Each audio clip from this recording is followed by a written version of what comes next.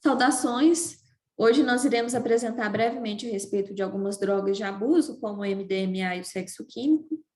Aqui estão os componentes do nosso grupo. Então, iniciando com MDMA, né, o êxtase ou 3,4-metileno dioximetanfetamina, um derivado da metanfetamina. Então, essa é uma droga que foi sintetizada e patenteada desde 1914 por um laboratório alemão chamado Merck, e era utilizada, né, principalmente como inibidor do apetite, só que a sua comercialização ela não se tornou tão difundida assim por causa dos seus efeitos adversos. Em 1950, os militares na Guerra Fria continuaram o uso, mas de novo ela foi proibida pela sua toxicidade. E em 1965 voltou a ser estudada na psicanálise e desde 1980 ela tem sido muito utilizada por jovens em festas raves. E aqui estão algumas formas de apresentação, né, que as pastilhas, que tem vários desenhos na sua superfície. Pode ser apresentada na forma de comprimido, cápsula, pó. Nas ruas ela recebe esses nomes, pastilha, bala aí. E quem mais consome são pessoas jovens a adultas que frequentam faculdades, pessoas aceitas, né, na sociedade, que têm um bom poder aquisitivo também. E eles fazem associação da MDMA, principalmente com pílulas contra impotência, para evitar o efeito vasoconstritor do MDMA e promover ereção durante a relação sexual.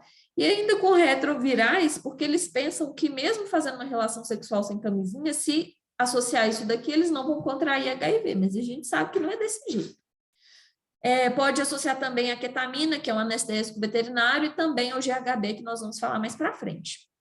Então, os efeitos psicoestimulantes do MDMA, eles são observados aí de 20 até 60 minutos depois da administração, e eles podem durar aí de 2 a 4 horas, e ele vai ser amplamente distribuído no organismo dos mamíferos, ele atravessa muito fácil barreira hematocefálica, outras barreiras biológicas também.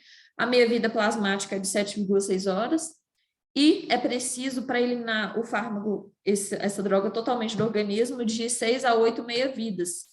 Ele é metabolizado pelo fígado e a excreção ela vai ser renal. Aqui a gente mostra algumas reações, mas não dá tempo de falar, né? Em azul a gente tem as reações, em amarelo as enzimas, em branco os substratos.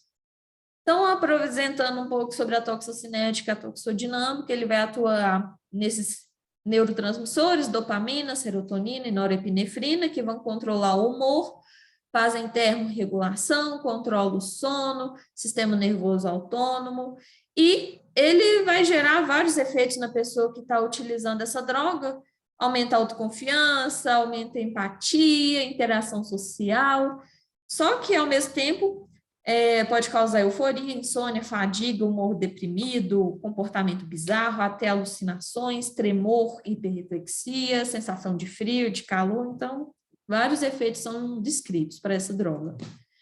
Aqui estão alguns métodos de identificação, métodos colorimétricos por cromatografia, gasosa em camadas e líquida, e a sua importância na saúde pública está relacionada, né, é uma droga ilegal desde 1985, capaz de produzir muitos efeitos deletérios, tanto na saúde mental quanto física dessas pessoas, mas como o controle ele é pouco efetivo, né, essas pessoas elas conseguem ter um acesso facilitado a essas drogas, geram dependências e ainda são associadas a outras drogas. E essas drogas são maconha, cocaína, LSD, heroína, crack, anfetaminas, né? Então, tudo isso favorece o seu uso. Agora, falando sobre o GHB, que é o ácido gama-hidroxibutírico, sintetizado em 1961 por um francês, Henri Laborit, e ele era utilizado primariamente como anestésico, né?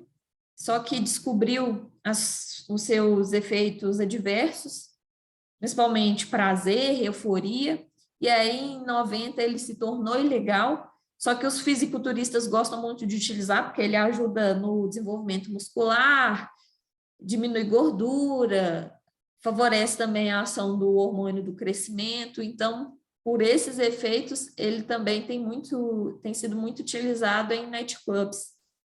E outros nomes Boa Noite Cinderela, Vita G, droga do estupro, são alguns nomes comuns.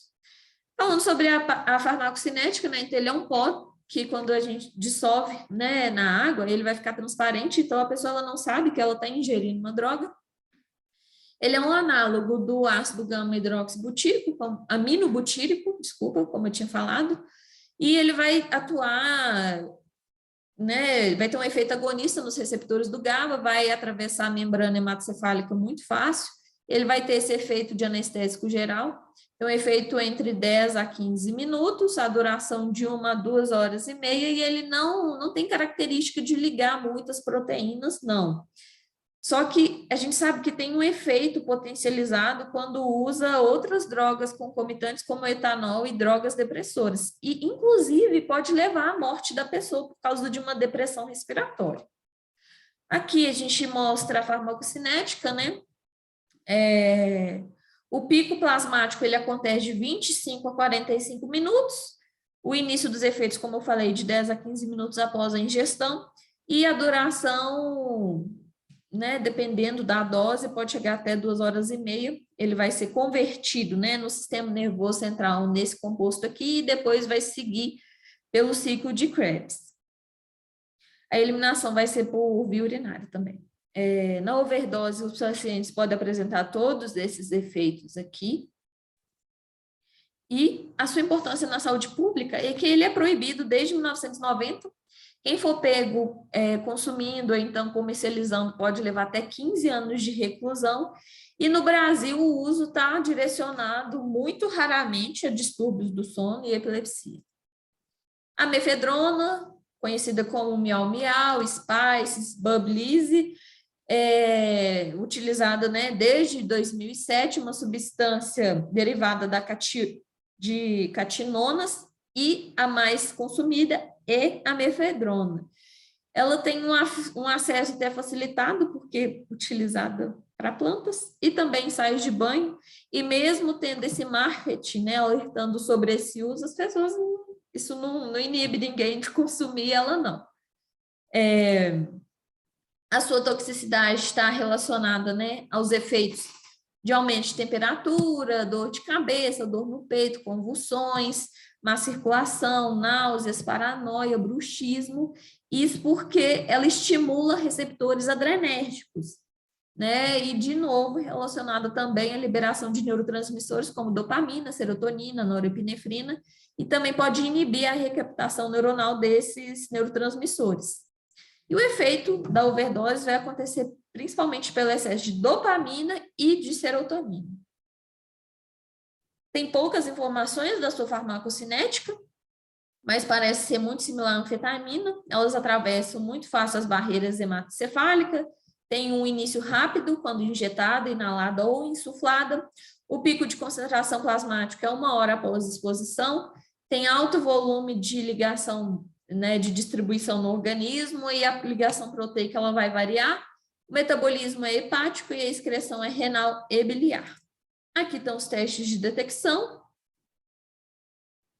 E a sua importância na saúde pública, né, ela é proibida pela RDC número 36, sendo uma droga ilícita de uso e de comercialização, tem uma alta relação com dependência, e as pessoas também utilizam associados a outras drogas. Nós agradecemos a atenção de vocês. Aqui estão as nossas referências.